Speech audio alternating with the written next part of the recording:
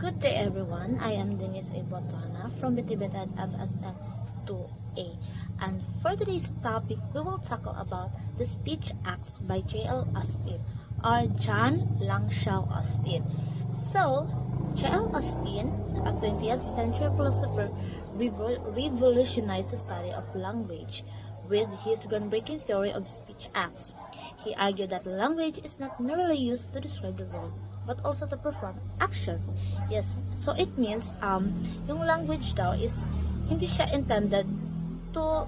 siya intended to share your emotions, feelings, or to communicate with other people or to interact, but also we can apply it physically. Yes, so his work, particularly his book How to Do Things with Words, laid the foundation for the theory of speech. So, let's see. So, there are types of speech acts by J.L. Austin. So, first is the locutionary act, the act of uttering words with a certain meaning. It's the literary meaning of what is said. It is the act of saying something or stating a fact. Let's say, for example, the cat sat on the mat. And what time is it? Or close the door, including your expression, wow, amazing. Yan yung mga example ng locutionary act. So, the second one is the elocutionary act.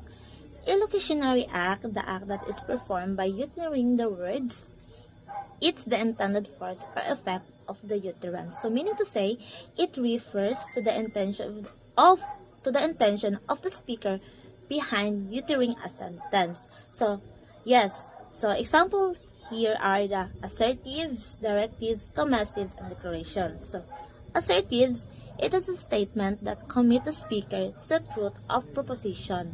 Example, it is raining outside. So, it means it is stating a fact. So, it is similar to the locutionary act, the first one I discussed. And the next is the directives. Attempts to get the listener to do something. So, meaning to say, it is requesting or commanding to the listener. So, example here is the close the door. Close the door, or it's called outside. So, if the speaker said that if the speaker said that it is called outside, so she or he might have some intention to another person to close the window or to turn on the heat inside the room. Yes, kasi nga gusto niya na may gagawa dun sa sinabi niya. Yes. And then also sa commessives naman, commitments to a future action. So, example here is, I will be there tomorrow. So, in commissives, it is all about promises, promises, offers, and threats. Yes. And then, last one is the declarations. Acts that bring about a change in the world. Yes. So, example here is, I quit. I quit because the statements change the state affairs. The statement that change the state affairs. So, that is declarations. Again, elocutionary act. It is the intention of the speaker. So, the last one here is the prelocutionary act. The actual effect of the utterance on the listener. This effect is not always intended. So, the example here is the listener gets annoyed is the intended effect, and the listener close the window is intended effect. Yes. So, it also the actual outcome of consequence if what was said. So, including na dito yung mga statement, question, request, warning, or insult. So, the effect is the listener response. So, yun yung effect dito. Yung listener response. So, yung kanina is the speaker. Dito naman sa prelocutionary act is the listener yung effect dito.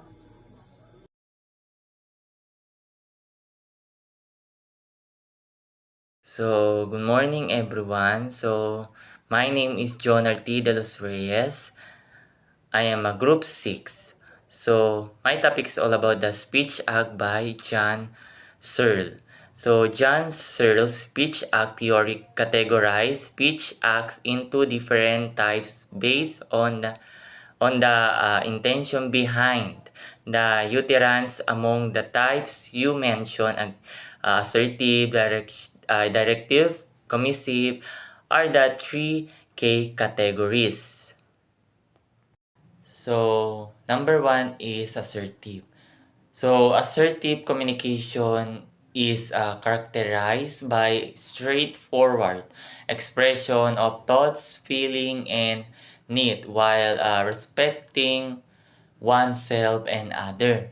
So, an assertive statement typically includes the following features. Number one is clarify. Number two is confident, and number three is respect. So, number two is directive. So, directive are speech act that aim to get listener to do something they express, a request, command, or suggestion. An example won't be saying, please close the door or window, which directs the listener to the specific action. So, directive is an official instruction, order, or guidance given someone in authority, often which the intention of influencing, controlling behavior. It can be a formal document or a statement and may or may not be legally binding. So number three is commissive. So commissive is our speech acts where the speaker commits to a certain course of action. These include promises or offers. So for instance, saying, I will help you with your homework is a commissive because it commits the speaker to providing help in the future. So, okay. So, a commissive speech act commits the speaker to future action, often involving promise, commitments, or offers. So, for example, promise to pay you back. So, I help you move.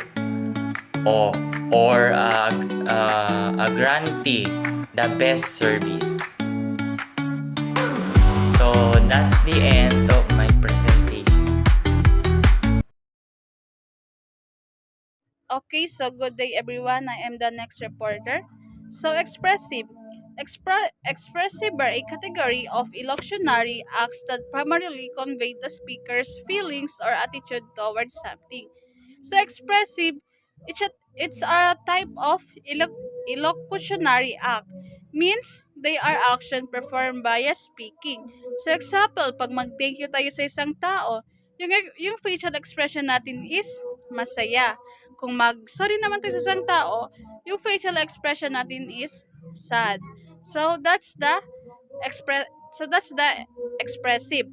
Next, we move to declaration. Declaration is a type of speech act where the utterance itself brings about a change in the institutional state of affair. So the declaration are a type of speech act where simply saying the words actually causes a change in the real world. The speaker must, but in here, the speaker must have the proper authority or role. So example, the situation must be an institutional or official official context like courtroom, a wedding, or a game. So example, a judge saying, I hereby sentence you to 5 years prison. So that's the first example. That's that's a example in declaration. Second example of second example is, example, pag maglaro tayo ng basketball, mag-announce yung referee pag may foul. You're disqualified. So that's also example. And And lastly, pag ikakasal, then a priest declaring, I now pronounce you husband and wife. You may kiss the bride. So, ganun. Yun yung declaration. Then Aristotle model of communication, it is broadly divided into five primary elements, which is the speaker, speech, occasions, audience, and effect. So speaker, ito yung the first one. So as we all know, the speaker, it is the person who delivers the message. In the message, this is the most important element is in Aristotle model. The second one is the speech. It is the content or the message that the speaker delivers. Next one is the occasion. It is the So occasion is the context or situation in which the speech is given. Examples in a ceremony, debate, or celebration. Next one is the audience. It is the group of people who listen to the speech. So ito yung mga listener. Um, Next one is the effect. It is the result or the impact the speech has on the audience. Example is persuasion, motivation, and action.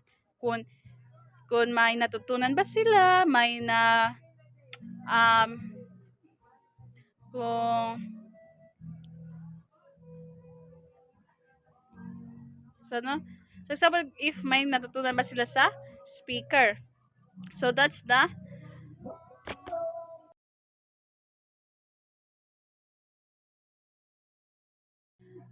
So in Aristotle communication model, it has three elements of ethos, logos, and pathos. It provides a solid guide for speaker to effectively communicate their message and persuade their audience. So ethos, ano nga ba yung ethos? Ethos is the credibility.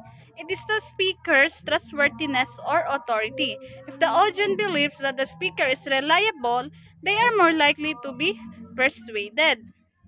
Next one is the pathos. Pathos is the emotion. It is appealing to the audience emotion to influence their response. Okay?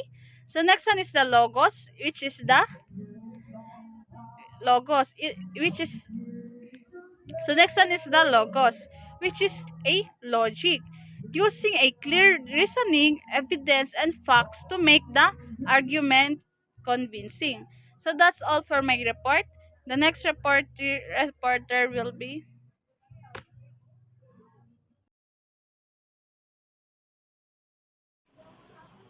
Good day everyone, I'm Atsra A. Igsuk and my topic is all about models in communication by Shannon and Weaver communication model.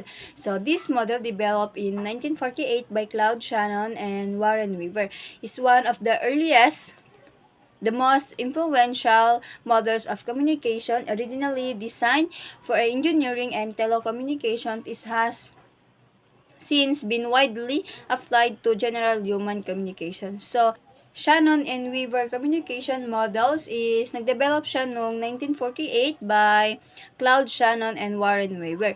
And this model described communication as a linear process moving from a sender to a receiver and also through a channel. And it is emphasized the role of noise that can interfere with the message originally meant for telephone and telegram system. And also, it is now used in analyzing all forms of communication. And the next is, we have the key components. Key components, number one is sender. Information source, the originator of the message. So, the sender this is the origin point of the message. It is person or thing the communication. Think of it as the source of the information being sent. And number two is encoder. Transmitter converts the message into signal. So, the encoder is this component takes the message from the sender and converts it. Number three is channel. The medium used to send the message like phone and also radio. Channel is this is the medium through which is the encoder message travels. Decoder. converts the signals back into a message. Encoder, this is the counterpart to the encoder. It transmitted signal and convert it back into a usable message. Receiver, destination, the person who gets the message. Receiver, this is the intended recipient of the message. It's the person or thing that receives and interprets the decoder message. And next is noise. Number 6 is noise. Any interference that disturb or disrupt the message. Noise, this represent any interference that can disrupt the communication process. Noise is, it can affect any part of the communication process.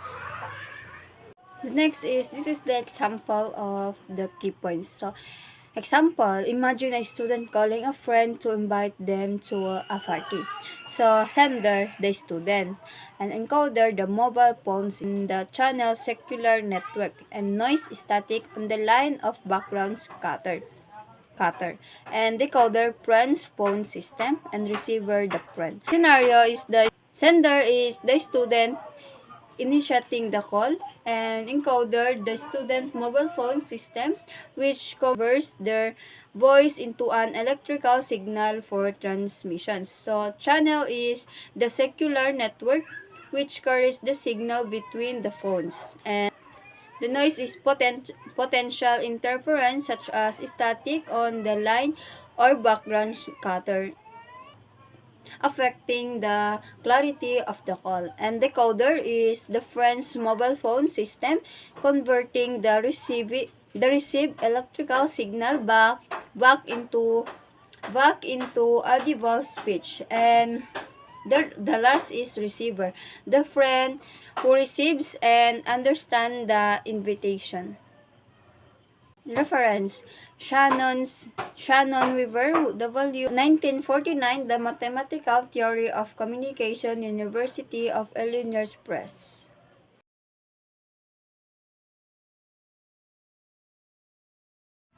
Good afternoon, everyone. My topic is all about Berlow's model communication and Laswell's model communication. So first, we will tackle about the Berlow's model of communication. It is all about the linear communication model that emphasizes the importance of the source, message, channel, and receiver. So it breaks down the communication process into these 4 components. These are the 4 components of Berlow's model communication. The first one is the source. The meaning of the source is the originator of the message. So, sa kanya yung nanggagaling yung message. And then this includes the communicator's skills, attitudes, knowledge, and social system. So, dito yung makikita yung ugali ng isang communicator sa pag-deliver ng isang message. Then, the next one is message. The content of the communication itself, which can be influenced by the source's encoding abilities. The third one is the channel, the medium through which the message is transmitted, which can include verbal, non-verbal, written, or visual means. So, yung channel, so, pwede siyang into verbal or non-verbal, written, or visual. So, nakadepende kung paano may deliver yung message. And the last one is the receiver. The receiver is the individual or group receiving the message. The receiver's skill, attitudes, knowledge, and social system also plays crucial role in how the message is interpreted. Next one is Laswell's model of communication. So, it means that focuses on the effects of communication and is often summarized by the question, who says what in which channel to whom with what effect? This model highlights 5 key components. So here are the 5 components of Laswell's model of communication. The first one is the who, the communicator or source of the message. The second is says what, the content or message being communicated. 3. In which channel, the medium used for communication. The fourth one is to whom, the audience or receiver of the message. And the 5, with what effect, the impact or outcome of the communication on the audience. So that's all, and thank you for listening.